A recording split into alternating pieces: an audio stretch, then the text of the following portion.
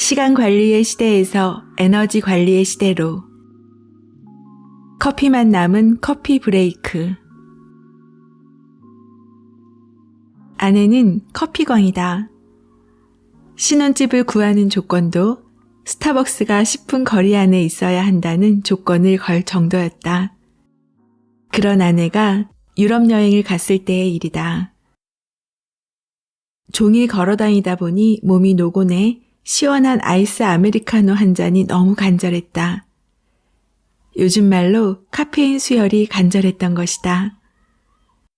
어서 시원한 커피 한 잔을 들이키고 싶었으나 카페에 아이스 아메리카노를 파는 곳이 없었다. 유럽인들은 미국에서 건너온 커피의 요상한 변종인 아이스 아메리카노를 잘 먹지 않는다고 했다. 그들은 뜨거운 에스프레소 한 잔 시켜 노상 카페에 앉아 느긋하게 신문이나 책을 보며 커피 브레이크를 즐겼던 것이다.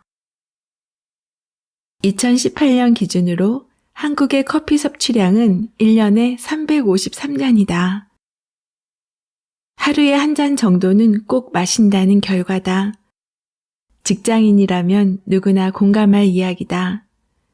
일과 중에 필요한 커피가 어디 겨우 한 잔뿐이겠는가. 스타벅스의 연중 판매량 1위는 내 아내의 소울푸드이자 직장인의 소울푸드가 되어버린 문제의 아이스 아메리카노다. 그렇다면 이 문제적 커피는 이제 나만의 문제에서 우리 모두의 문제로 확대된다. 아침에 잠이 덜 깬 정신을 깨우는 음료. 시원하고 빠르게 몸속으로 들어온 카페인은 혈액을 타고 나를 각성시킨다. 그리고 커피를 마신 후에 기대하는 그리고 바로 실행하는 중요한 행위는 바로 노동이다. 자고로 차와 커피 향을 음미하는 음료로서 휴식을 취할 때 마시는 기호식품이 아니었던가? 그러나 우리에게 커피란 커피 브레이크에서 커피만 빠르게 차용하는 것이다. 업무에 집중할 수 있고 능률을 올려주는 일종의 부스터와 같은 것이 현대사회의 씁쓸한 커피의 진정한 의미처럼 느껴진다. 우리는 잘 사용하지 않는 이 브레이크에 대한 이야기를 해보려고 한다. 커피는 이렇게 열광하면서 정작 휴식에 대한 생각은 어떠한가?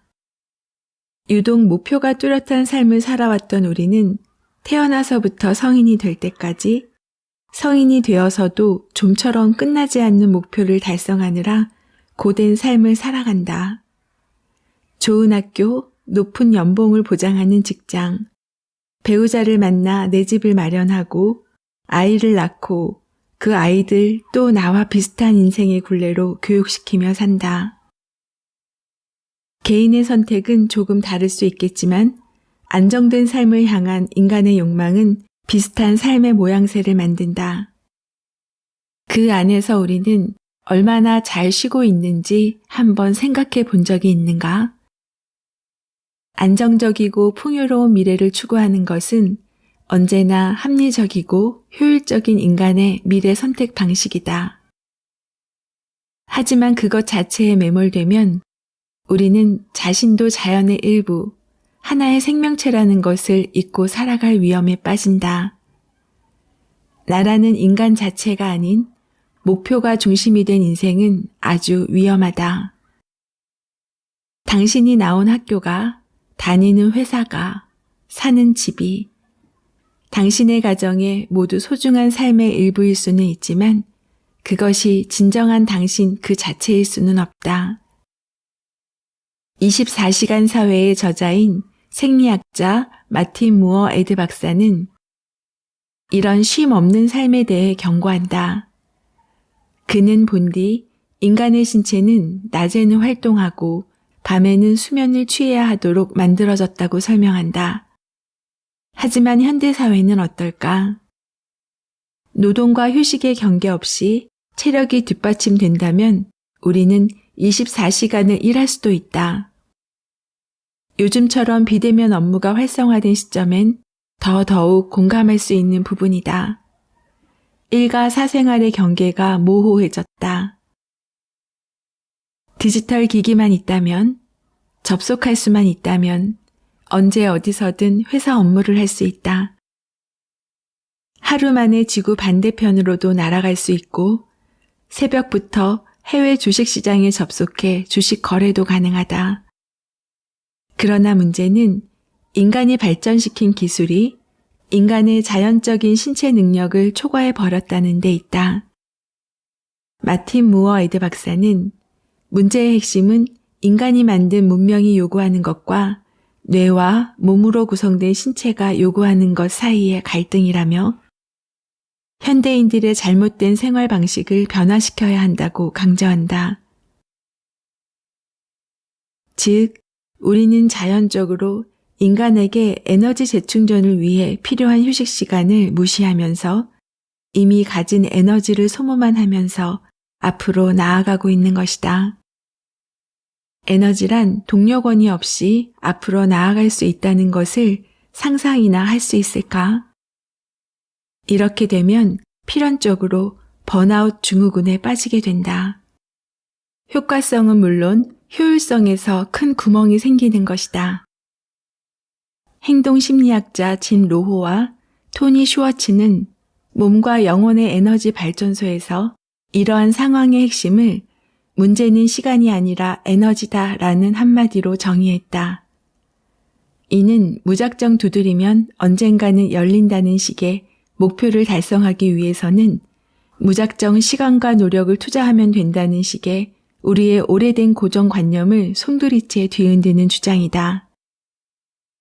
인간의 창의력이 무기가 된 4차 산업혁명 시대를 살아가는 우리는 이제 시간이 아닌 에너지 관점에서 진정한 효과성과 효율성에 대해 심사숙고해야 할 시점이다. 출근하고 일하고 동료와 친구를 만나는 것, 혹은 가사와 육아를 하는 모든 활동 하나하나에는 모두 에너지가 필요하다. 하지만 우리는 한 번이라도 우리의 삶을 진지하게 에너지라는 관점에서 생각해 본 적이 있을까? 무한정 쓸 수 있는 에너지는 없다. 하지만 인간의 모든 생각과 감정, 그리고 행동들은 언제나 에너지를 소진시킨다. 결국 모든 정신적, 신체적 활동에 에너지를 소진했다면 당연히 휴식을 통해 다시 에너지를 충전해야 한다. 그래야 다음 활동을 해나갈 수 있기 때문이다. 우리의 성공과 건강과 행운은 효과적인 에너지 관리에 달려있다. 즉, 얼마나 간신히 버티며 살아가는가가 아니라 주어진 시간에 어떤 양과 질의 에너지를 활용하며 사느냐에 달려있는 것이다. 이제 시간 관리보다 에너지 관리가 더 중요한 시대가 된 것이다. 그러나 여전히 대부분의 사람들은 무작정 최선을 다하는 것을 미덕으로 생각하며 살아간다. 안정적인 일자리를 얻기 위해 타인의 기대에 부합하는 직업을 가지기 위해서 체력의 버거운 일을 기꺼이 받아들이며 밤낮을 지새운다. 직업을 가진 이후에도 아등바등 하루를 살아가지만 상사가 원하는 일정에 일을 완수해내기란 쉽지가 않다. 대충 끼니를 때우고 하루 종일 커피를 입에 달고 일과를 보내다가 저녁이면 잔뜩 쌓인 스트레스를 풀기 위해 술을 마셔대기도 한다. 이렇게 숨 돌릴 새도 없이 하루가 지나간다. 인간의 몸에 본연적으로 내재된 자연적인 리듬은 생각조차 할 여유도 없이 일과 업무의 홍수 속에서 휴식 시간마저 SNS에 중독되어 소중한 에너지를 급속도로 고갈시키는 일을 당연시하며 간신히 생존하는 삶을 살고 있는 것이다. 그저 최선을 다하고 있다고 착각하며 실제로는 아등바등 간신히 버티며 살아가고 있는 것이다. 모든 생명에는 리듬이 있다. 꽃이 피는 역동적 순간에 찬사가 있는 것은 발화 이전 뿌리를 내리는 아주 고요한 시간이 있기 때문이라는 것을 알아야 한다. 우리는 일개미처럼 쉼없이 성실히 일하는 것만 배웠지 배짱이처럼 제대로 쉬는 법은 배우지 못했다. 인간의 삶은 장기적 관점에서 작은 몰입과 이완의 연속이다. 그리고 그 과정마다 온전히 기쁨을 느끼고 행복을 영위하는 것이 정말 중요한 일이라는 것을 깨달아야 한다. 앞서 가벼운 농담처럼 이야기했지만 휴식, 즉 브레이크만 빠진 커피가 사실은 생각보다 그리 가볍게 치부할 문제는 아니라고 말하고 싶다. 아직도 늦은 밤 사무실에서, 도서관에서 잡히지 않는 미래와 치열한 싸움을 벌이고 있는 당신이라면 반드시 생각해 보길 바란다. 나에게 있어 진정으로 충만한 삶이란 무엇인가에 대해서 말이다. 노력의 배신. 그 어렵다는 다이어트에 성공하거나 각종 시험에서 합격했거나 자신의 분야에서 최고가 된 사람을 만나면 우리는 항상 다음과 같은 점이 궁금하다. 그들은 도대체 얼마나 노력해서 성공한 걸까? 사람에 따라 짧은 시간에 목표에 도달할 수도 있고 유년 시절부터 성인이 될 때까지의 성장 과정을 모두 담은 긴 시간이 될 수도 있다. 이 천차만별의 얼마라는 기간 속에서 우리는 그들의 노력은 곧 어느 정도 시간 투자라는 공식으로 아주 단순하게 구조화하는 우를 범하기도 한다. 그래서 단순히 성공한 사람의 투자 시간을 자신에게도 곧바로 대입하면 성공이란 것을 할 수 있지 않을까 하는 착각에 쉽게 빠진다. 그리고 그 결과적으로 우리는 아주 빈번히 실패를 거듭하는 경험을 하게 된다. 이런 실패에 자연스러운 의문들이 의문도 뒤따르기 마련이다. 열심히 했는데 왜 나는 안 되는 걸까? 그렇게 많은 시간을 투자했는데도 왜 나는 실패하는 걸까? 나보다 못한 저 사람은 어떻게 성공하게 되었을까? 이처럼 실제 우리가 마주하게 되는 현실은 나보다 늘 노력하지 않은 것 같은 사람이 좋은 학교에 가고 대기업이나 전문직의 일자리를 얻고 고액 연봉을 받는 것처럼 보인다. 이는 나뿐만 아니라 모두가 가질 수 있는 의문이다. 도대체 무엇일까? 그 많은 시간 동안 노력했던 것은 왜 물거품이 되는 걸까?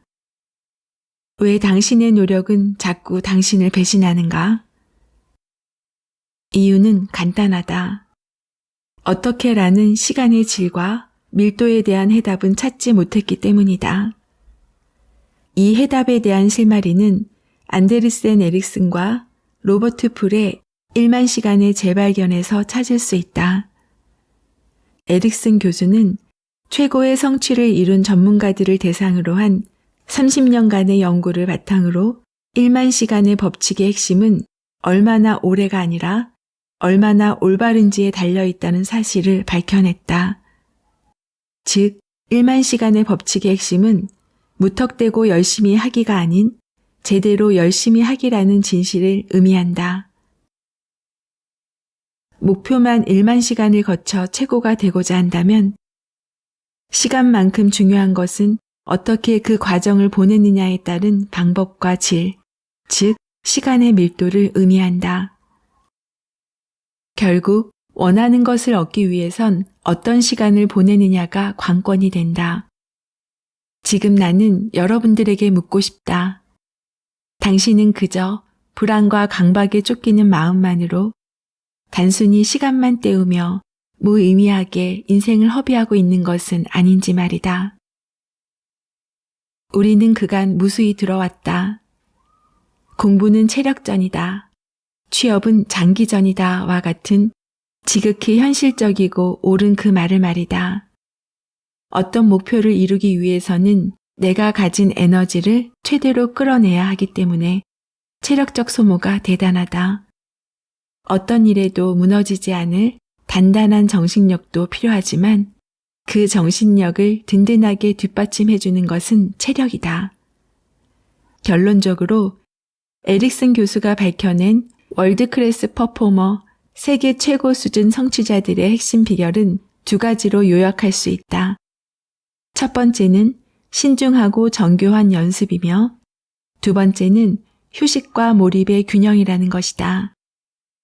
즉, 이는 몸과 마음이 아주 편안한 상태에서 최고의 몰입 상태로 도달한 뒤 잠재력을 이끌어내는 것이라 할 수 있다.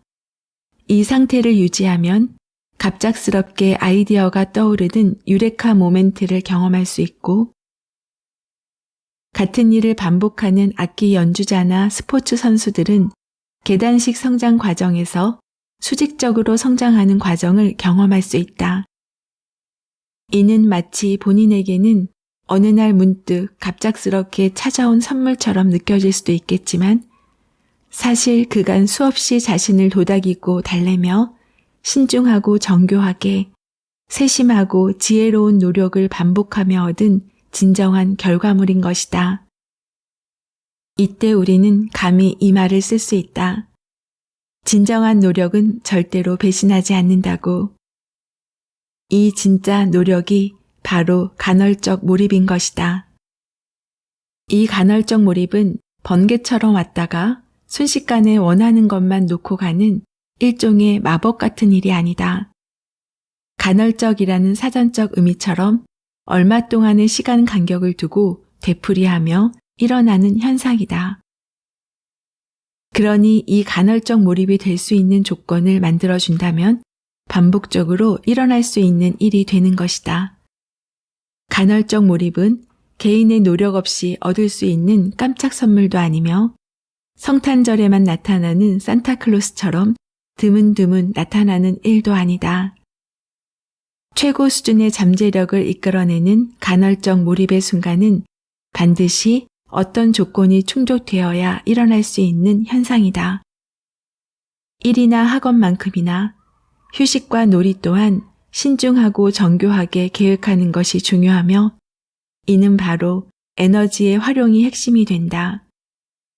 최고의 잠재력 개발이란 스스로의 한계를 뛰어넘어 성장하고 자신의 가능성과 삶의 질을 최정상의 경지에 가깝게 하는 일이다. 그리고 우리는 주어진 에너지를 최대로 활용함으로써 이 경지에 다가설 수 있다. 간헐적 몰입을 통해 우리 외면과 내면에서 양질의 에너지를 최대로 끌어내고 이를 지혜롭게 활용할 수 있도록 독자들을 돕는 것이 바로 이 책의 목표이다. 지금 소개해드린 내용은 책추남 조우성님의 간헐적 몰입입니다.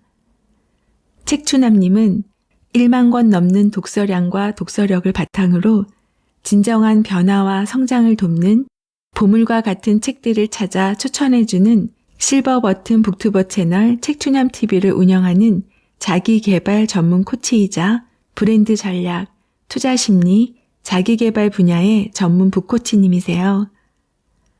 저도 개인적으로 북튜버 운영과 관련해서 도움을 많이 받았습니다. 얼마 전 우리는 북튜버다 정기 모임에 다녀오면서 당시 처음 배웠던 인생 선배님이 건강을 위해서 간헐적 식단을 하고 있다고 말씀하셨죠. 그리고 당일 간헐적 몰입 책도 구입하게 되었고요. 당시 간헐적이라는 단어는 제게 절제라는 의미로 다가왔어요. 흐름대로 두는 것이 아닌 내 의지로 조절하는 것. 제가 최근에 새벽 운동으로 걷기를 시작한 지 오늘로 47일 차입니다. 워낙 새벽 시간을 좋아해서 새벽 5시에서 7시까지 2시간이 집중이 잘 되어 가장 중요하다고 생각되는 우선순위로 채우고 있었는데요.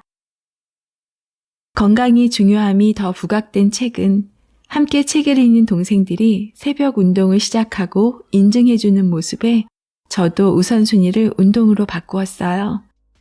새벽 4시 30분에 기상해서 비몽사몽해도 무조건 운동복으로 갈아입고 그냥 밖으로 나갑니다. 주변 운동장으로 가서 보는 새벽 하늘은 신선한 공기와 함께 가슴을 탁 트이게 했지요.